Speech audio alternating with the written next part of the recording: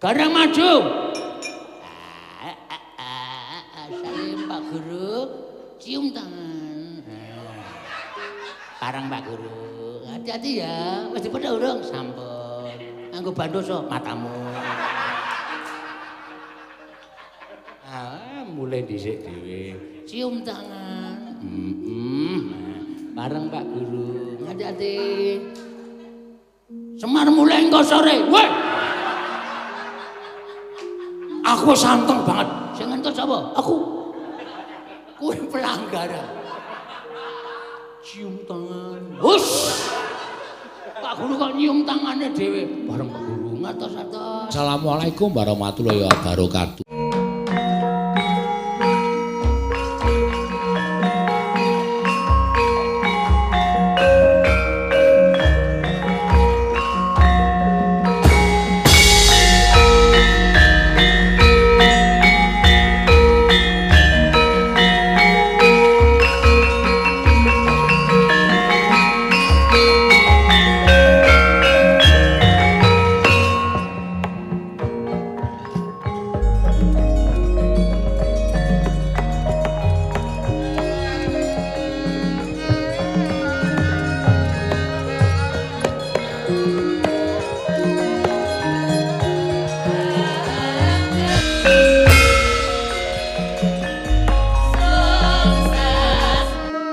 Samirana mrit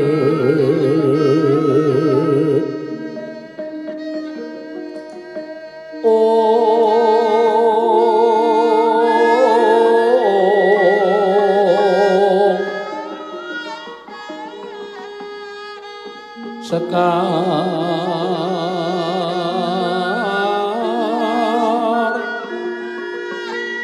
kadung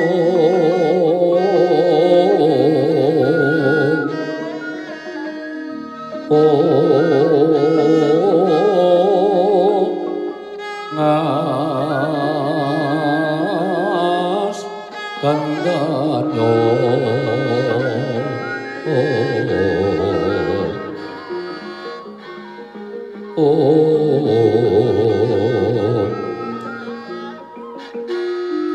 maweh raras renaning griya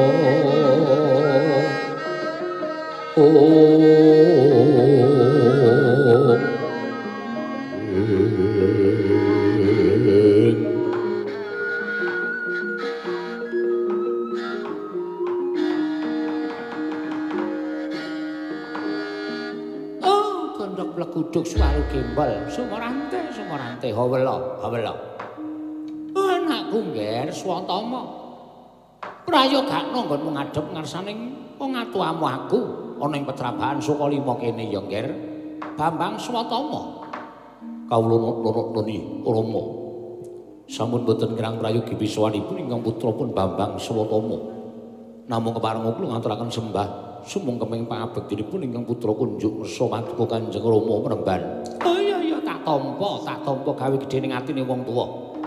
Aja mbok kira jejering wong tuwa ngiwakake kelawan sowane anak, nanging maragake sumurupa Swatama. Iki ora pangling kaya sowane. Ya kuwi anakku murid siswaku sing tak tresnani, Sipasena. Mula yo gakno luwih dhisik nggonmu ngadhep ngarsaning pun Rama aku tak ndangu kelawan sowaning Si Bratasena. Kula semanggaken dhateng paduka Kanjeng Rama Mremban. Purbawasa wonten asta paduka Rama Mremban Durna. Oh iya ngger ya. Ora mengko to dhisik Bratasena. Sawise satata nggonmu ngadhep ngarsaning wong tuwa padha rarja sapratamu kulup. Wah. Tansah pinayunganing kawitadan sowanku ngersaning Bapa Guru. Aku maturake sembahku katura Bapa guruku wong atuaku Durna bapakku. Tak tampa ngger tak tampa gawe gedhening atine wong tuwa lan liwat pangestuning wong tuwa tampanana ya Bratasena. Yo tak gegem dadiake jimat. Sawise asu ing dadi napas asat kang dadi riwe. Sowanmu ning Pertapan Sukalima gawe kaget penggalih wong tuwa Bratasena lan ana sedya sing kepiye. Apa ana wulanging wong atuamu aku ingkang duna dungkap panampam pekasan bakal mbok takokake marang wong atuamu aku. dudu bab perkara ilmu sing wis mbok paringake. Nanging sowanku ana ing ngersaning Durna bapakku mung bakal nagih kelawan apa sing tau tate mbok ngendikake. Lho, aku tau tate omong apa karo kowe? Lan aku tau tate janji apa karo kowe? Nalika aku nakoke babagan kawruh kasampurnan ya ki wujuding kawruh panunggal sangkan paraning dumadi sastra cetha paripurna ing wangsit maragake dina iki dina sing wis mbok janjekake kowe bakal medhar ilmu kasampurnan Durna bapakku dina iki tak gelak lakuku prapta ngersani wong atuhaku ya bapa guruku hingga wigati mung bakal njaluk katerangan babagan kawruh kasampurnan sangkan paraning dumadi lan uga sastra cetha paripurna ing wangsit kaya wis mbok ngendikake duk nalika semono Durna bapakku. Pandhita kang kinarya wangsit pindha susah angin ngendi nggone mianggali ingkang kompeksi mebaruluke ngungkuli langit baksi mebaruluke ngungkuli langit puspita handrahing tawang nyar-nyar duk ning dungkul wana dadi alas-alas dadi ana pancen ora bakal tak silaki yen aku tau tate paring pangandikan kalawan muridku si Bratasena babagan kawruh kasampurnan kawruh panunggalan sak piturute kaya sing tak janjake kalawan sira kula nanging ngerti ya Nger yen to sejati napa kang mbok takokake mau dudu bab ing ngenteng kuwi dudu bab ing babagan sing abot sabab ora saben wong iso nampa kawruh kasampurnan kawruh panunggal sangkan paraning dumadi saka gawate kawruh mau nganti saben wong ora iso nampa kawruh mau sabab mula kang saka kuwi Werkudara Bratasena kowe tak takoni ora gage wangsulan apa wis ana ceceking atimu niat ngene bakal nampa kawruh kasampurnan wis katon suci lahir lan batinmu aku ora iso marani awakku dhewe para kaki sawangan jero lan jabaning Bratasena yen kira-kira isih ana reget lan kira-kira isih kudu tak singkirake tak resiki paringa dawuh kudu apa ing gak tindake nah yen saka penyawange Durna bapakku aku wis mbok sebut yen to wong kang pantes nampa kawruh panunggal aja wigih ringa-ringa gage Wedarna yen ana bobol borote kelakon tak sandangi Nger, anakku pancen pengawak waja. Ora kena tindakake apa kang dadi kekarepanmu ya ta yen pancen kaya mengkono nanging sumurupa ya Nger Bratasena. Kawruh mau tak kandhakake udu kawruh ing ngenteng sabab ya apa wae kang bakal nampa kawruh kasampurnan kawruh panunggal sangkan paraning dumadi mau kudu iso ngaturake pepanggil reruba kinarya pituko ning kawruh mau. Pitukon kawruh panggil reruba mau wujude apa? Wujude ora oleh ing angaran kayugung susu ing angin. Kayugung susu ing angin. Ya. Apa kowe sago goleki? Yen pancen kuwi dadi syarat aku ora bakal wegah ngupaya kayugung susu ing angin. Yen pancen gelem-gelem tekadmu ngono bakal ngupaya kayugung susu ing angin kuwi tak kandhani. Munggah ana ing Gunung Candramuka ing kono ana alas kang aran alas Tek Brasara. Ereng-erenging gunung kono ana wujuding guwa kang aran Guwa Sigrangga. Bratasena golek ana kayugung susu ing angin mapan ana ing Gunung Candramuka ana ing alas Tek Brasara, penere ana ing Guwa Sigrangga. Yen kowe bisa mujudake kayugung susu ing angin esuk ngaturake sore winejang kayu kawruh kasampurnan. Sore ngaturake kawruh kayugung susu ing angin kawruh kasampurnan bakal mbok tampa Nger Werkudara. Tandyapala Pandhawa mbiyaku mulung mangung siring sata Kurawa.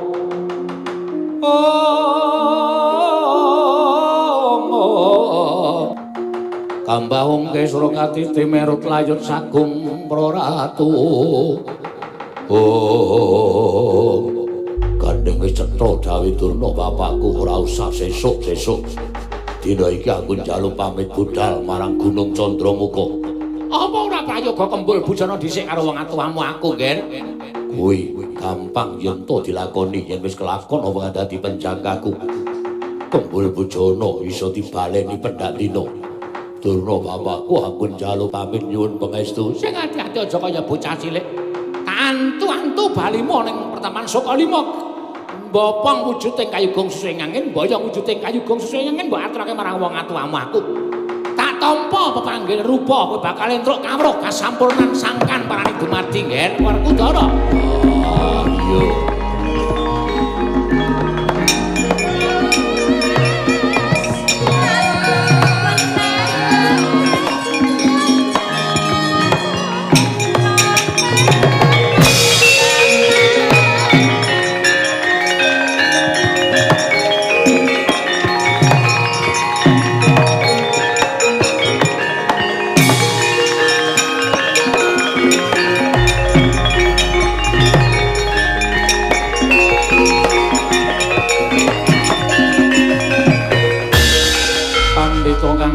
Wangsit pindha kombang manging seping madu sarining kawang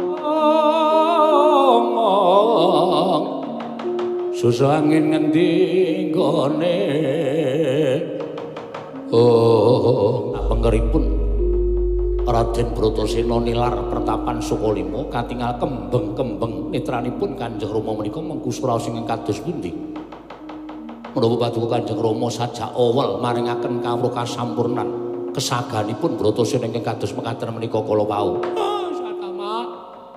Masata. Wonten dalu. Kaya ngene iki, abot-abote wong goleke kamukten karo anak. Monggo sing tak goleke mukti ya ming kowe, Nger, ya ming kowe Cah Bagus. Wiwit kowe ditinggal mbokmu, aku ndotong-ndotong jabang bayi. Inggih. Tak rewangi ngemis ana ing ngendi-endi papan ingkang wigati supaya kowe iki dadi wong mukti, dadi wong kuncara, dadi wong duwe derajat pangkat ora disepeleke marang sak pepadane. Nganti aku suwita marang negara Ngastina. Aku ki jane pendhita apik lho Satama, aku pendhita becik. Ning mergo nggonku goleke kamukten lawan kowe nganti aku ingkang kudune becik tak gawe ala. Aku ingkang kudune jujur tak gawe pendak-pendakku ngapusi karo atiku dhewe. Nuruti karo kersane anak Prabu Duryudana. Lan ngerti ya? Sadurunge Bratasena teka iki mau pamanmu Plasa Jenar rawuh ana ing pertapan Sukalima. Kula kok mboten sumerep setengah 6 mau. Sauyun karo si Bratasena. Ngethek serangga nebu sauyun menika menapa? Bersekongkol. Napa? Bersekongkol. Nyawiji. Tegese pidak jempol. Iya. Pidak jempol gathuk bokong.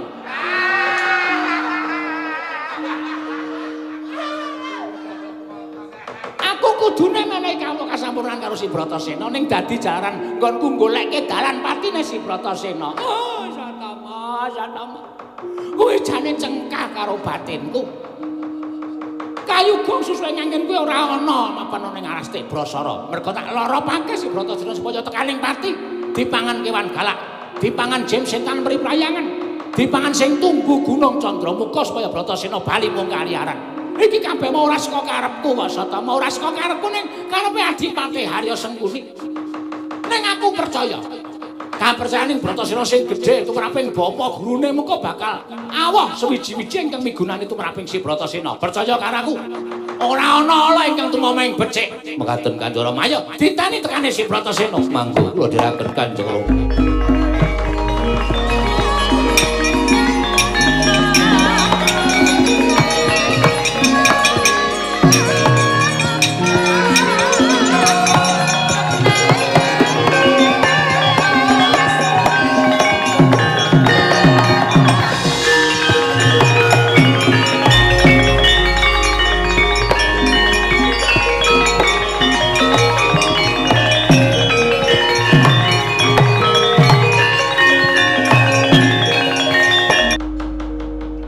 Lendha bumi kuncing kumaludha kuntur ketung kumambang dosang Wisnu Bathara. Oh, ngadeg atenger-tenger nganti kaya tugu Sinukarta. Tugu papan ingkang manggon Sinokarto Renggo-renggolah menika ta warnan balaning Sang Guru Nadi. Ya Begawan Durna kinarya angulari wonten pundi dununging kayugung susuing angin. Mapan wonten ing Gunung Candramuka wonten ing wana Tik Brasara. Eling-eling Sang Pengawak Waja datan mundur saking geguntur saking mendha saking pangrerepa. Tanana ingkang pinandeng, tanana ingkang gumana musik telenging batos kedawi amung sabdaning Sang Guru Nadi kang wujud kayugung susuing angin. Sigra cancut taliwonda cancut areng cecincing taliwonda cecawet ning setake sabuk bandangi. Sigra jumangkah Sang Bratasena. Nalika semanten suku den balangake. Suku dawah wonten Genca Jisih.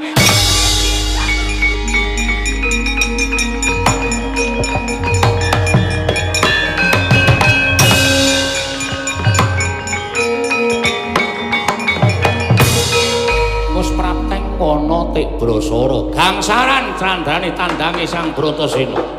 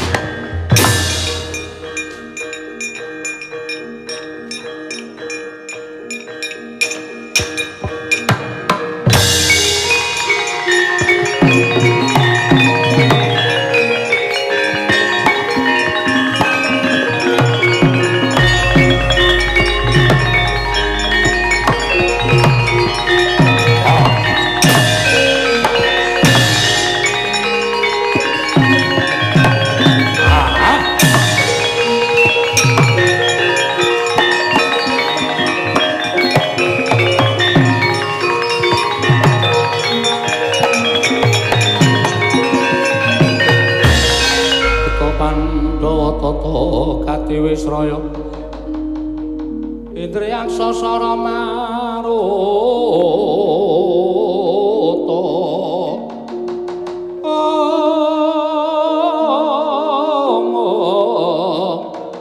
samirana lan marayang wisikan magulingan lima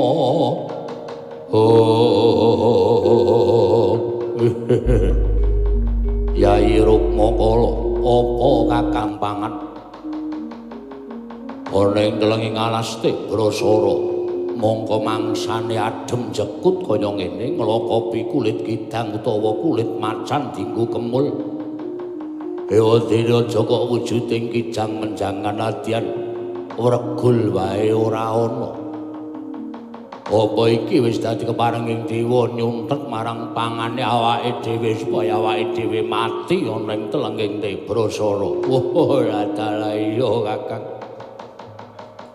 jroning ngawa ingkang adhem mongko ketaman ketiga ngerakang aga-aga aja kok tetesing banyu udan nadyan tetesing embun wae kaya sinumpet dening panguwasaning dewa sendang-sendang padha garing mekingking banyune ora ana lha iki apa awake dhewe bakal mati garing Kakang ora dalah ya iki entuk-entukane aku lan Siadi nggone kurang duweni tata krama kelawan Sang Hyang Pramesti Bathara Guru pekasan nampa sate Sang Hyang Jagat Girinata ingkang maune aku lan Siadi wujude dewa disebda dadi wujud yaksa kaya ngene iki kudu golek pangan ana ing jroning alas aja nganti wedi ayayo diopyak yen perlu kabeh wana Tik Brasara ingkang ngubengi Gunung Candramuka iki disasak supaya entuk pangan kowe lan aku aja nganti mati sia ning telenging wana trik brasara. Kosek. Kowe mambu apa iki mak brebet? Iki dudu ambune kidang menjangan.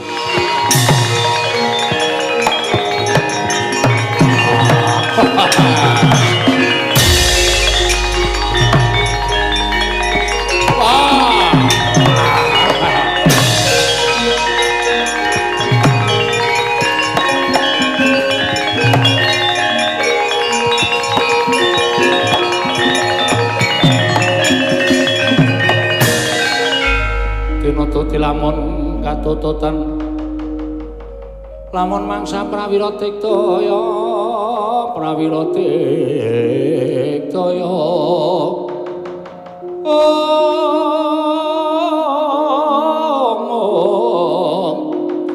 Runanggana makawi gelari rawang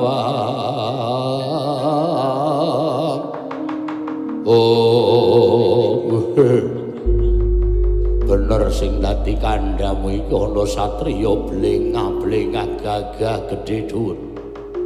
Sapa den aja mati tanpa aran. Ana wujude buta loro. Apa sediamu dene kowe ndukiri watu sing gedhe, ngrubuhke wit sing gedhe. Apa sing mbok goleki? Ngemban Dawuti marani bapa guruku ki nden goleki kangaran kayugung susuhe ngangin. Apa kayugung susuhe ngangin? Oh, lah keblasuk bocah iki. Selagi aku sing wis mataun-taun urip ana ing alas kene durung tau krungu kangaran kayugung susuhe ngangin. Kowe aja mbacut ndak temekaning pati kowe bali yo. Kowe sing kudu sumingkir. Malah kowe gandeng kowe kondo wis mataun-taun urip ing alas. Tuto kayugung susuhe ngangin. Aku ora weruh. Aku ora ngerti wujuding kayugung susuhe ngangin. Yen kowe ora ngerti aja ngalang-alangi sedyaning Bratasena. Ayo semingkir. Kowe minggato saka ngarep aku. Aku lunga ning aku njaluk, arep njaluk apa? Aku ene ana getihmu setetes dagingmu setampel. Nggo nyambung uripku ana ing alas kene den welasa karo aku. Yen pancen kowe ngelih yen kebelan kepangan pengin mangan Bratasena. Aja mung getih setetes lan daging setampel. Nah yen perlu panganan Bratasena, kowe kuat mangan Bratasena. Wareg selawase urip ora bakal duwe rasa luwe. Woh ladan. Ikhlas karo patimu, ora ikhlas sebab apa? Yen pancen ikhlas mara mapano. Cokot gulumu tugel. Oh, dadi sen-sen ning wadukku. Oh, dalala odol-odol isen ning wadukmu den dadi panganing Dikya Rukmakala. Ora minggat gandul ndasmu.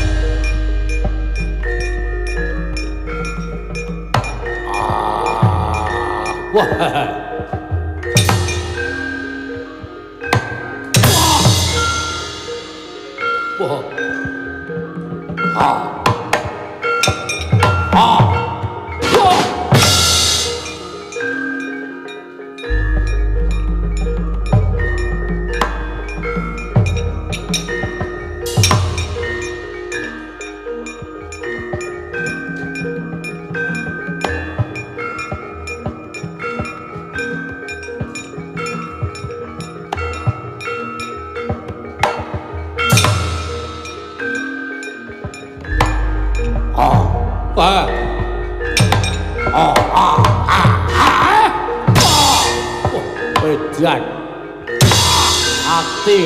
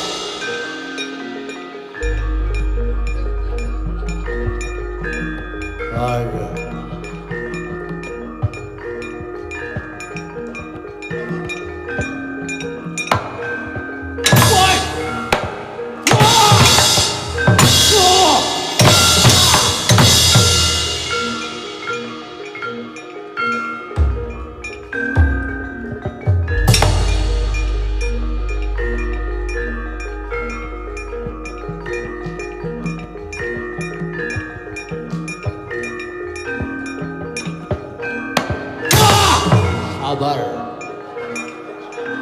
Nuwun ya Kang ya. Oh.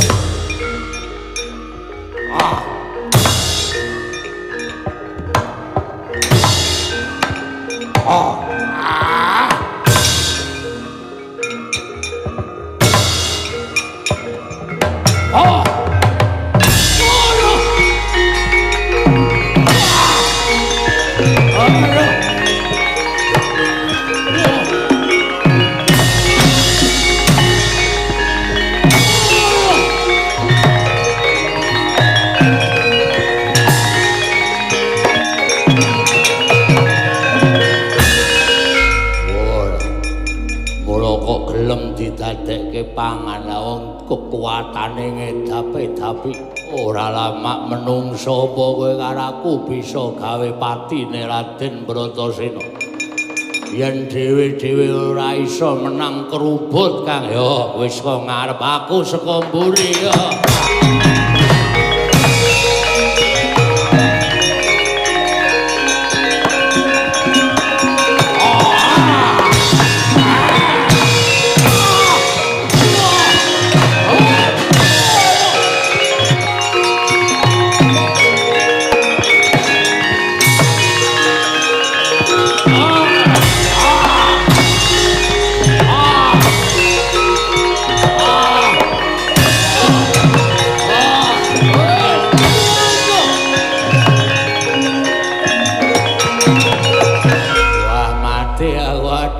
Aku Raden aku culno ora bakal gawe macak.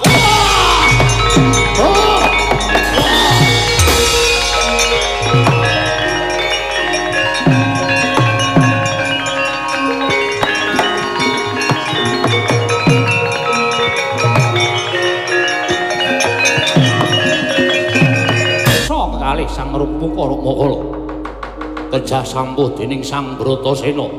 Dangu sang salih wenteh Sang Hyang Bathara Indra miwah Sang Hyang Bathara.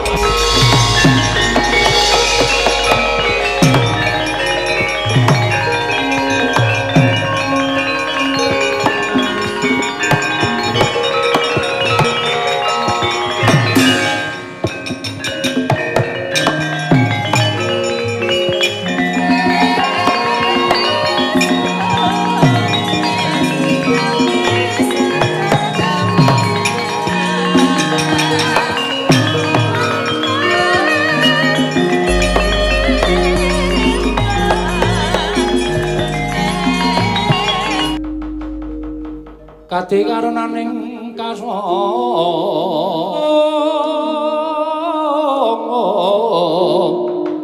yen ning marga memalatku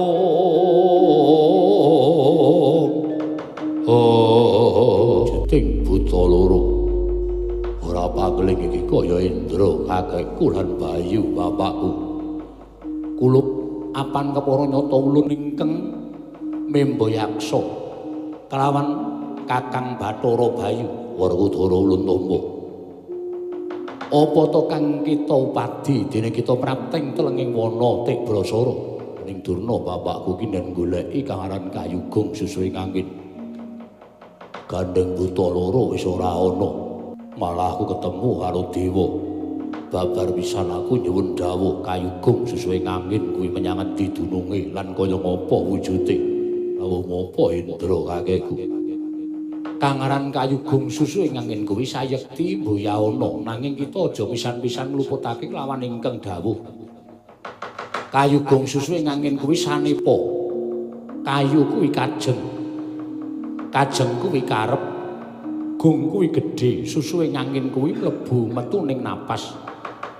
Gegayuhan ingkang gedhe mono kudu sinartan madhep manteping tekad lan sarana nuruti kalawan unjaling huswa. Apa ing kita upaya wujuding mayu kasampurnan mau utawa kawruh kasampurnan mau kudu gedhe tekad kita nggon kita ngupaya. Karana sarana gedhe tekad lan gedhe kapercayan apa ing kita upadi bakal kasembadan ngger Uluk Bratasena. Banjur aku kudu piye kita baliya nyuwuna dawuh kelawan bapa guru kita Begawan Durna ingkang sayekti menyang dununging kawruh kasampurnan lan aturna apa kang wis sira ngerteni babagan kayu gong susuhe angin. Kulub gandeng kita ingkang wis bisa mbabar wujuding dewa saka wujud yaksa kita ingkang bisa ngruwat kelawan panjenengan ulun. Mula tampanana bebungah saka ulun kangaran sesupe sesutya Drwendra maniing Candrama ingkang tegese sesupe mau lamun kita agem lamun kita ngambah telenging banyu tanpa beda ning dedaratan.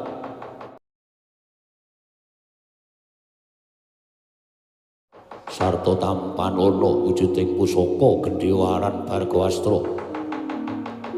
Kinarya pusaka kekuatan batin kita nggir Bratasena lan wiwit dina iki kita bakal ulun gelung kang aran gelung Minangkara kinarya pratandha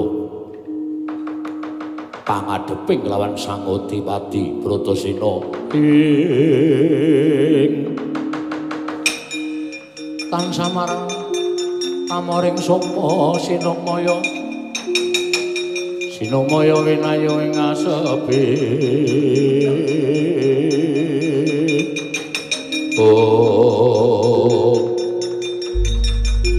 kulub gandeng kabeh kanugrahan saka dewa kita tampa kita bali ngadhep kelawan bapa guru kita lan tanjihna sejatine menyang endi kawruh kasampurnan ingkang kita ulari wis padha dawuh Indra kakekku lan Bayu bapakku ulun kundur makayangan sembahku nggendherake jengkaring bapa Bayu lan kakekku.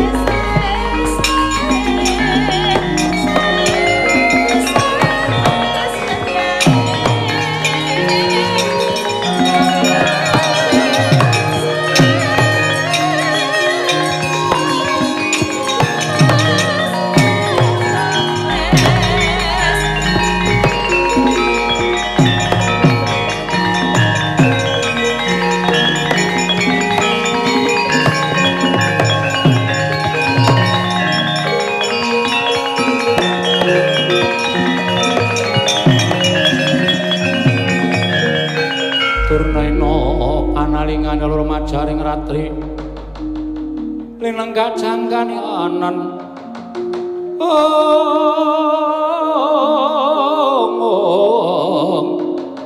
aneng perang Bratayuda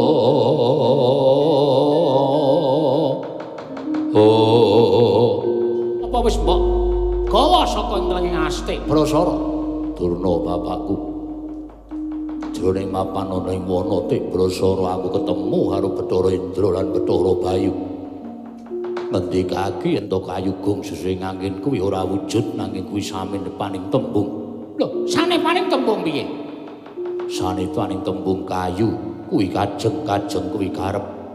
Gong kuwi gedhe susuhe angin kuwi mlebu metu ning napas wong kang Andita kang kinarya wangsit pindha kumbang angajaping tawang susu angin ngendi nggone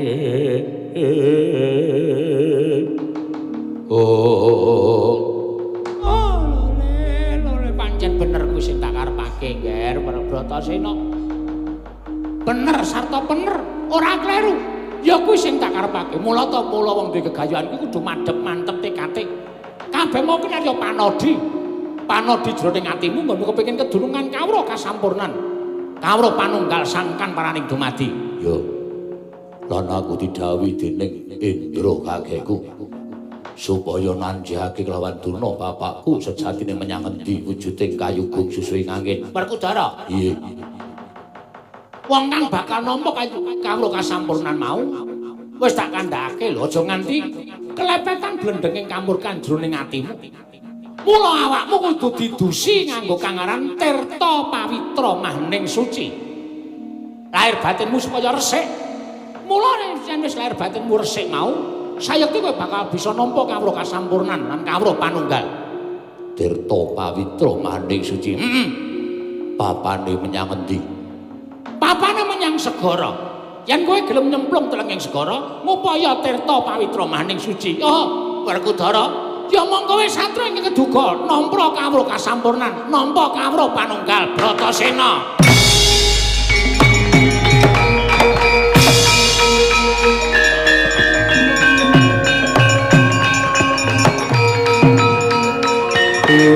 Ulati kocap kacarita Sang Bratasena ing nalika semanten wis nyuwun panilaing sangya para Pandhawa nadyan bebasan udan tangis banjir prihatin sangya para Pandhawa nggene pambebondhe diastaning Sang Werkudara parandene Sang Pengawak Weter kene donganing kung lir wuwu sing pene panca manteng pamandenging Sang Werkudara anyawang alun ing sak gunung-gunung jumalegur hambentur watu kapur parandene Sang Werkudara nalika semanten wis nampi pangandikaning Sang Begawan Dunakinen Angulari kang tirta mahning suci ing mapan wonten telenging samudra nalika semanten pantok pepuntoning tekad Sang Werkudara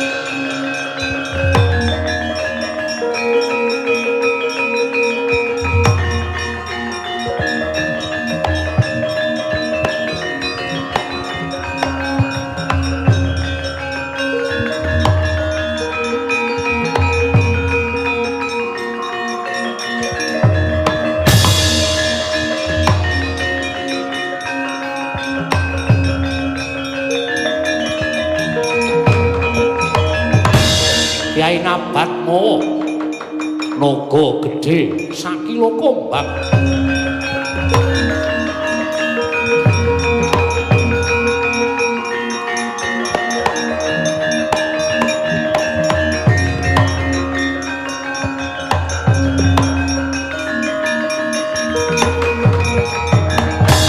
alembak-lembak ponang ombak ambekta kuwandaning Sang Werkudara kocap nalika semanten temangsang wonten ing pulo alit ing Keladuk Asri. Panandhening mangke Sang Werkudara dadan nemut Purwa Dusina.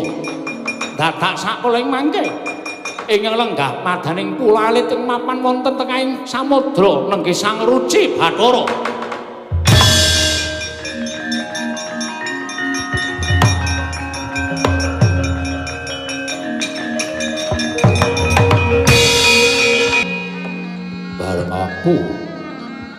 Rumangsa wis tekaning pati mapan ana ing pulo alit iki ana bocah kowe anake sapa lan kowe sapa ngendi dene kowe mapan ana ing tengahing samudra oh Mas Tonomo sidang sekaring bawuna langgeng Werkudara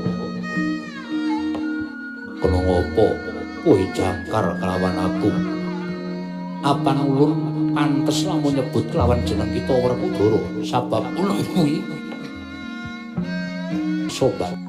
Kita goleki Kang Tirta Pawitra Maning Suci awit saka pakone guru kita ya kuwi Begawan Durna. Ya ngono apa mboya Werkudara?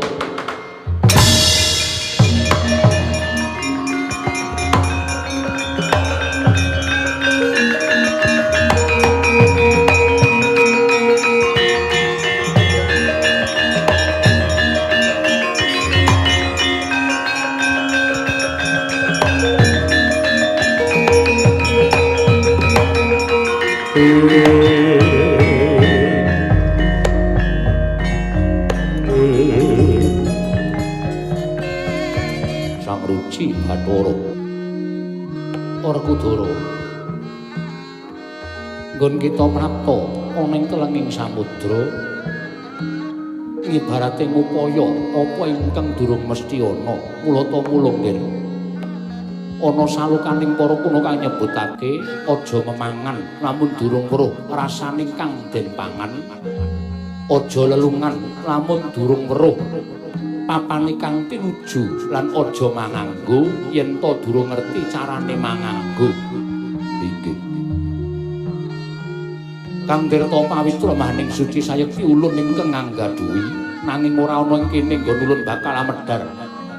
Kawruh kasampurnan sangkan paraning dumadi sastra cetha paripurning wangsit. Lajeng wonten pundi ulun? Para kita manjinga talingan ulun ing sisih kere.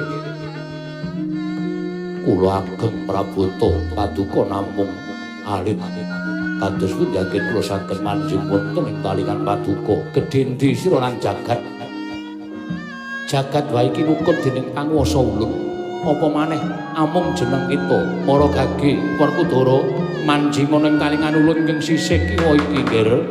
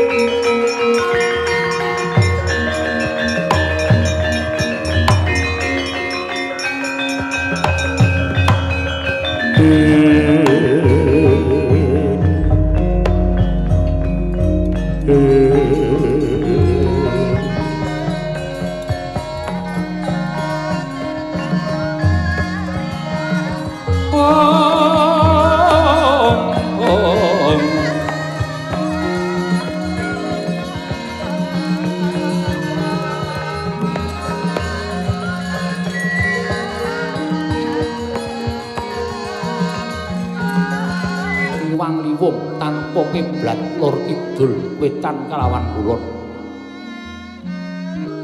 ingkang gumontang ana ing tawang ana wewujudan golek kencana sarta cahya catur ingkang warnane abang ireng kelawan putih sayekti kabeh mau kinarya pralampita apa ingkang kita upadi ulun boten sranta anggen kula saged ngawruhi kawruh kasampurnan kawruh panunggal sangkan paraning dumadi mara kaya ngopo epek-epek kita nggih kula Werkudara.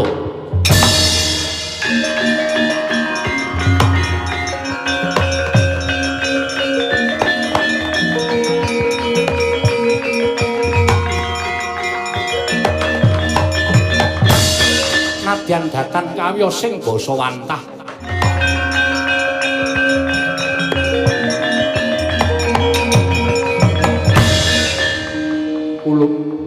apa ingkang kita upaya wis kabeh manjingane nganggo kita kula Bratasena. Ulun kula mboten nedya wangsul manah kula sampun karaos mapan wonten ing mriki kewajiban kasatriyan kita isih akeh tumuli kita baliya mara manjingane ngepek-epek ulun uncalake saka ing kene kita bakal prapteng daratan nggih.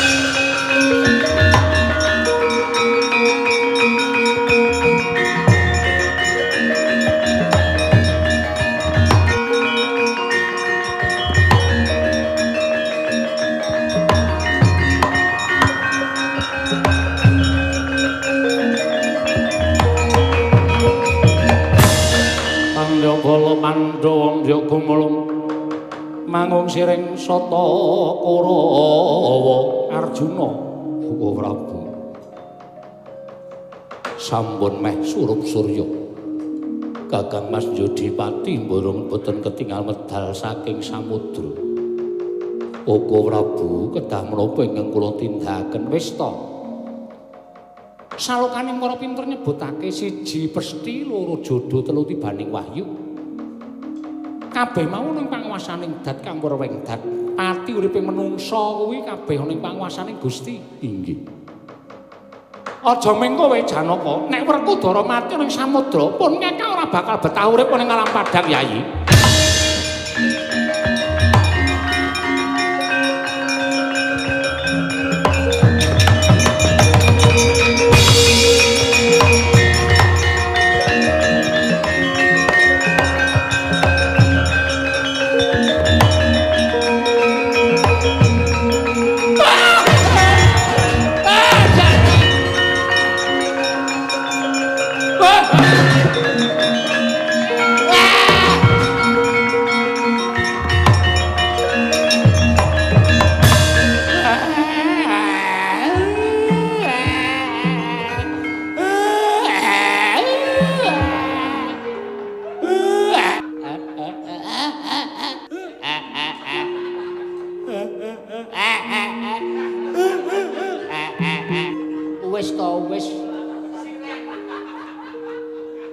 ayo pono kan ora ngrubung kaya ngono kuwi Werkudara rak ya sumuk to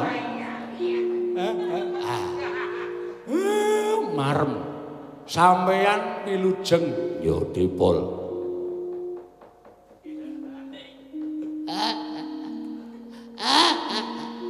ya Bagong matur nuwun kowe nangisi aku kula niku melih ora nangisi sampeyan sip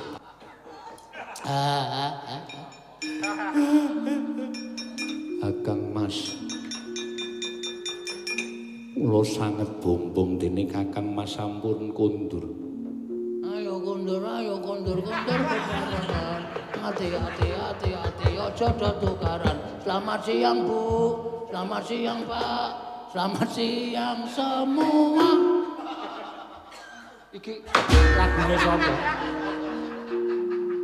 lagune dek aku TK aku wis kelingane anggere muni Bu Guru wis ngadeg terus tangane keplok ayo kondur bebarengan hati-hati aja tukaran ayo kondur bebarengan hati-hati aja tukaran selamat siang Bu selamat siang Pak selamat siang semua ngono kuwi lha rek kowe ijik kelingan tembang TK kok ijik kelingan pancen pikirane anakku Bagong iki pancen pinter tenan yo anu yo oh ya isih kelingan yo isih kok ya ayo tak eleng-eleng mbiyen TK nganti impres oh TK iki ra ono impres sing impres ki SD TK bersama wah iya kelasnya nang omahe wong aku mbiyen wah to ayo kondur bebarengan hati-hati aja tukaran selamat siang Pak Bu Sike selamat siang Bu selamat siang Pak selamat siang semua terus mejane di brok nah terus sedakep semar kene ayo ada kene terus do anteng-antengan sapa sing nganteng dhewe mulih dhisik dhewe garang maju salim Pak Guru cium tangan parang Pak Guru hati-hati ya wis dipethuk urung sampun nganggo bandoso matamu mulai dhisik dhewe cium tangan bareng Pak Guru hati-hati Semar mulai engko sore weh Aku santeng banget. Sing ngentut sapa? Aku. Kuwi pelanggaran. Cium tangan. Hus. Pak Guru kok nyium tangane dhewe. Bareng Pak Guru ngatos-atos. Sampun para streaming cekap semanten. Mula sinden-sinden saiki iki tuntutane ora kok ming tengok karo anu ninden tok ning kudu iso gerak karo nyuwara. Heeh.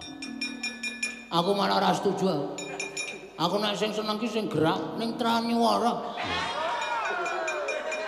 Angel to. Soalnya anggere nyuwara kesan enggak kendiang raine ora. Senengane kok. Gubuk asmarane aku njaluk aja Mbak Ayu. Lah mergane apa to? Mbak Ayu wis kulino pentas, wis kulino ngadeg, wis kulino nembang. Sing diantu-antu penonton saka Sulawesi Utara. Nonton bareng. Apa? Heeh. Karo saka Papua Nugini.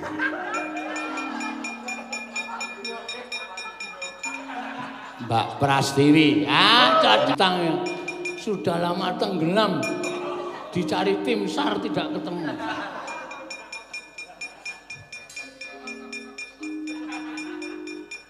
Ayo, suwe ora pentas. Wah, mau diterke nganggo mobil dhuwur. Heeh. Edan. Tau ora ana sinden diterke nggo traktor. Iki wonge. Tak kira nek arep atur mundur bol ngaturke Prastiwi. Weh, acah limpat ta? Heeh. Randeden go becak, randeden go bekal. Ayo, Pras. Gubuk asmara. Oh, wae sing menik-menik mungil. Apane? Kemethak.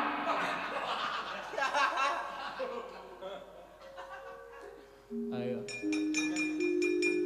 Nek wetan Jawa Tengah saiki lagi in. Heeh. Ana bintang jenenge Kauget-uget. Ha iya. Iki arep tak jenengi Prastiwi Resrespa.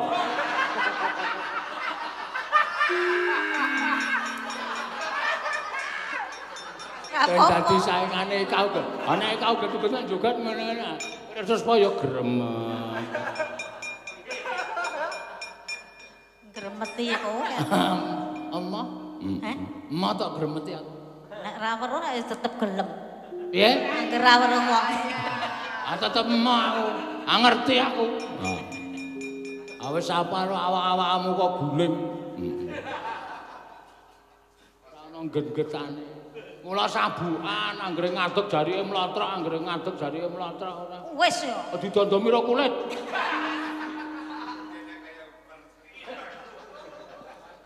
Potot. Ayo gek nembang malah. Nyingkar nyingkuring ukara. Gedhe cengel. Nyingkur.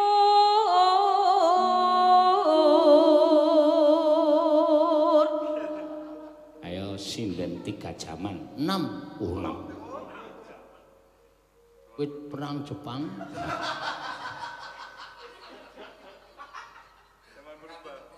Sekutu.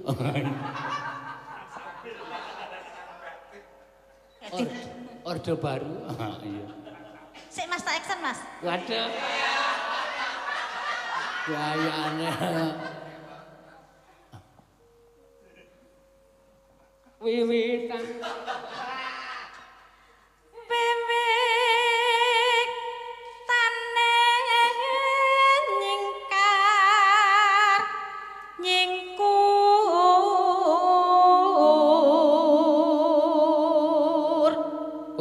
Iso buka YouTube to? Ya iso. Nah, ning isin nek ora awakku dhewe. Apa ora usah nonton kowe. Kowe iki sesuk kedepane arep tak dapuk. Buka YouTube to terus tak tulisi ledek mentir. Ngono kae. Kowe ngapalno jogetane. Oh, Bu Suci Sragen. Heeh. Ucon cari palora ning kalopo. Ya Mas, ya Mas. Ayo Mas, digoyang Mas. Kemeng cukup ngene iki lho, Mbak. Nek ra nganti kondang ambek aja diundang.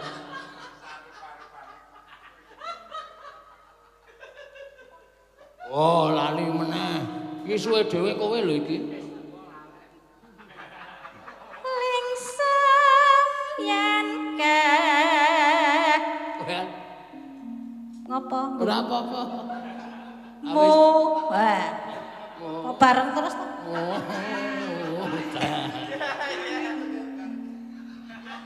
Mutan. Awet lalen nek ya umur semene iki. Wis ucul-ucul malah adus.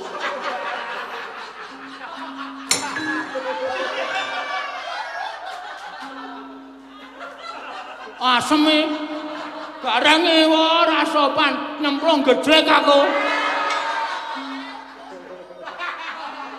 Ki basah kumur. Basah kuyup. Edan. Ora sengaja kok ya. Klelep. Nganti mblembek ngono.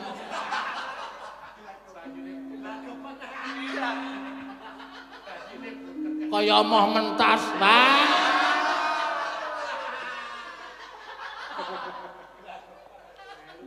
Lelampahan kang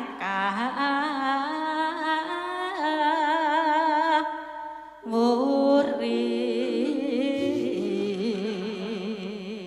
Nek lucu lho. Wis tak bayangke lucu. Wis copot-copot kok madus. Ini dilokke. Lo. Malah mau kemana?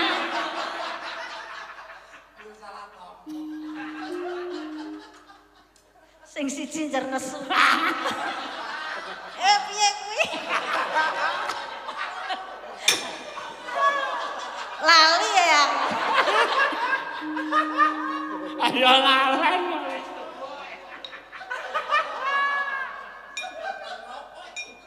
Ayo. Tresna tulus nadyan ing gubuk asmara.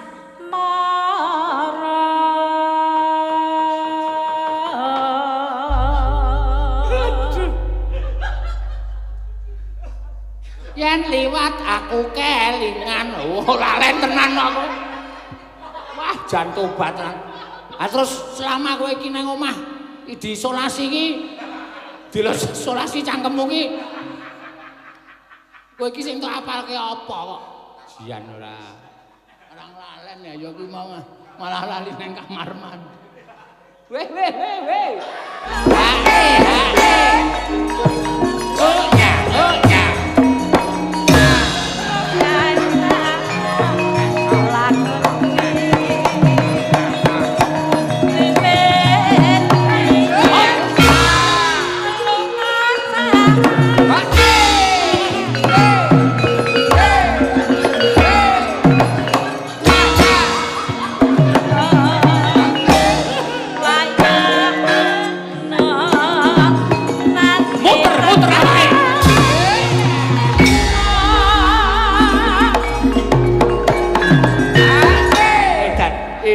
Keistimewaane WL iki iso merekrut pasti.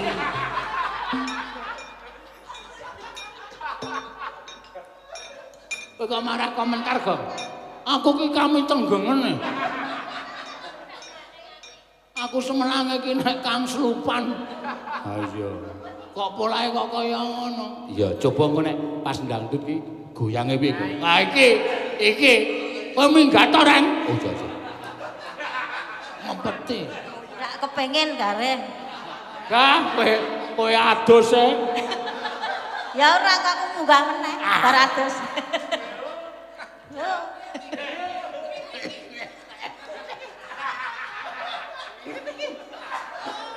Edan ta.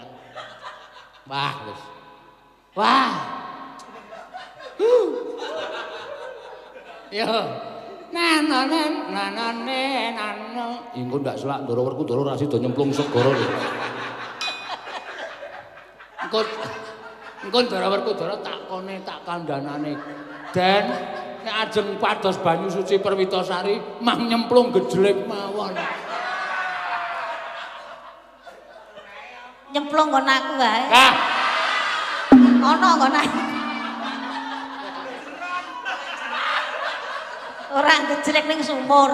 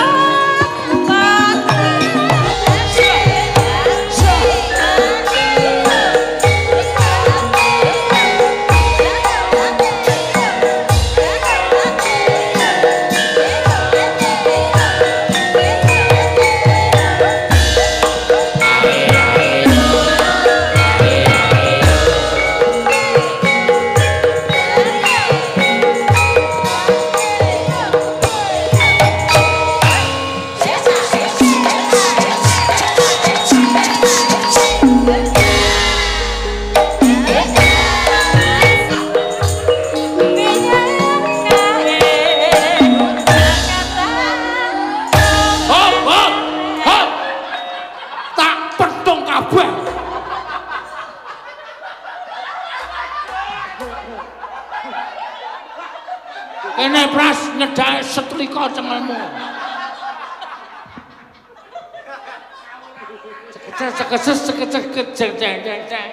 Yen liwat aku kelingan kok yen liwat gubuk asmara.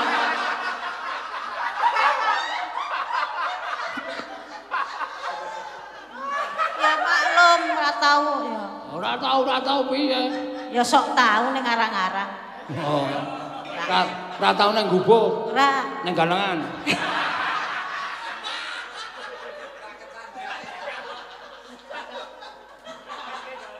Yo, saka tak tunjreng to yo. Dang tak tunjreng.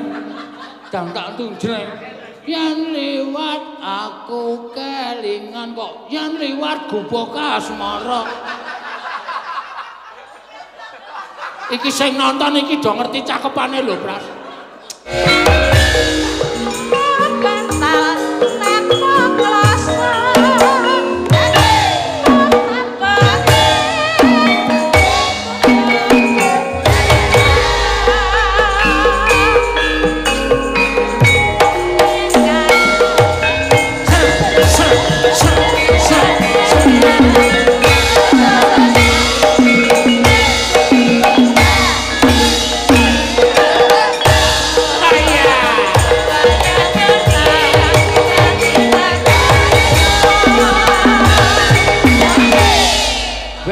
Diajar ngono kuwi mah. Aku ngawur kok. Aku ora iso. Wis cakep-cakepane ngawur kok. Tanpa bantal, tanpa kloso, asmara. Meng waton mangap dulang sandal sisa. Apane ning mangap? Embo.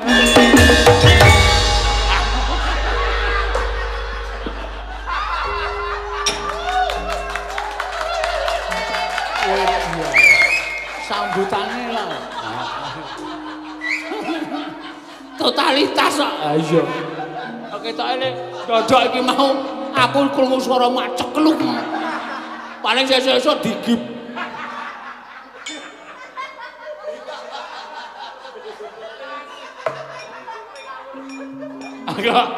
Kok iso, Gong? Aku iki asline iki sikile ora iso diteka. Oh. Saking cendheke. Lha nek isane menggon dhuwur kemiri. Oh. Delok ngene timur ameng ngene iki.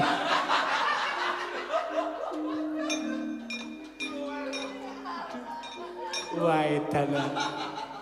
Prastiwi luar biasa iki iso menaikkan imun. Wah, iso imun wis ora bakal naik. Ya mengimun ayo. Al-Fatihah kunjuk Kiseno Nugroho. Bismillah.